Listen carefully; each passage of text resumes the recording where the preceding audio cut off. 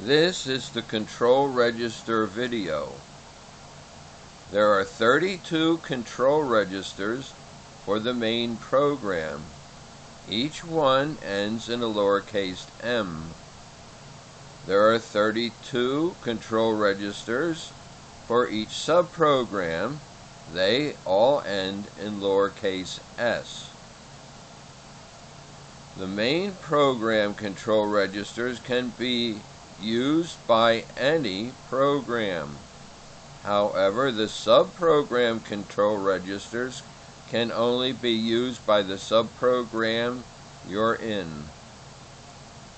The first 6 control registers are used by the load store actions. There are 1,000 load store areas. Each one has 6 values to match the 6 registers that it loads and stores.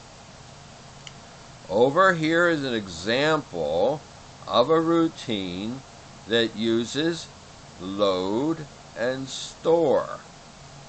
In this particular case, the load store actions use area 122. Remember, each of the 1,000 areas has 6 values in it, and when you issue this load, the 6 values come from the area 122 and go into the 6 control registers. The number 122 was picked here because this is tab 122. Well, it's subprogram 1, or 100, and tab 22, so it's 122. When the call was made by the main program, it called 122. So that was used for the load and store area because that's unique to this routine. Well, what we can use load store for is the fact that all load store values are 0 when the program starts. So what if you say you wanted to initialize the data for this routine only one time? Well, you can say here, is the question mark control register equal to 1,234? Well, the first time it won't be, so it's going to fall down here and do the initialization required by this routine. And to make sure it doesn't come here again, it sets the question mark control register to 1,234. That means the next time it comes around, it's going to go to DN. Alright, well, the first time it initialized here and then fell down into DN, and this is where the actual routine is performed. And as it's doing its work, it's changing certain values, which it's going to need to know the next time the routine is run.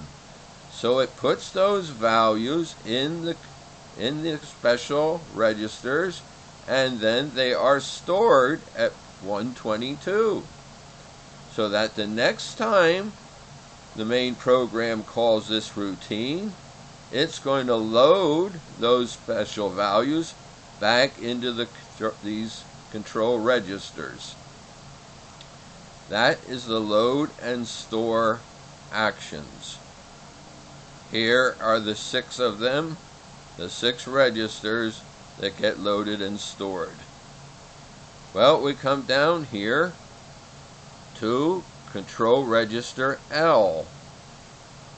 Control register L, address change between row beginnings.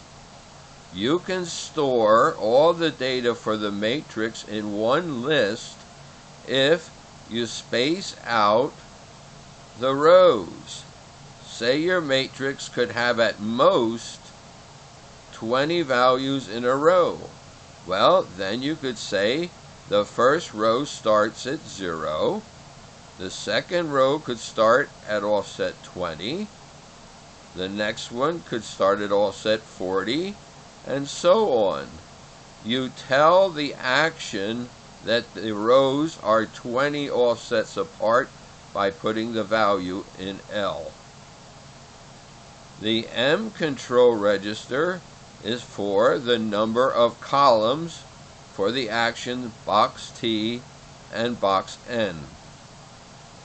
The N control register is the number of rows for the actions add L, mul L, row column, box T, and box N. The O control register is the image number for get and put. P control register is the picture number for show, and it's sometimes used by dots on a special option. The Q control register is the quill width for drawings. How wide is the line of the drawing? That's the quill value, Q. R is for the rotation parameter, which is between 0 and 959, because that's the number of degrees in a circle in HTML5P code. To make sure that the value is between 0 and 959, the value it's given in R is divided by 960, and the remainder is saved for the value. For instance, if the value of R was 960, divided by 960, the remainder is 0. So it would be, real value of R would become 0. The S control register is for the size parameter, usually for patterns. The T control register is how tall in pixels. The U and the V are used by the put action because it works with the get action, which uses X and Y. So that when you get something with X and Y, you can immediately put it somewhere because it uses U and V for the XY values. The W register is used for the width in pixels. And here we have X, position of the object, pixels from the left. Y, the Y position of the object, pixels from the top. Z is the total number of dots in a dots list.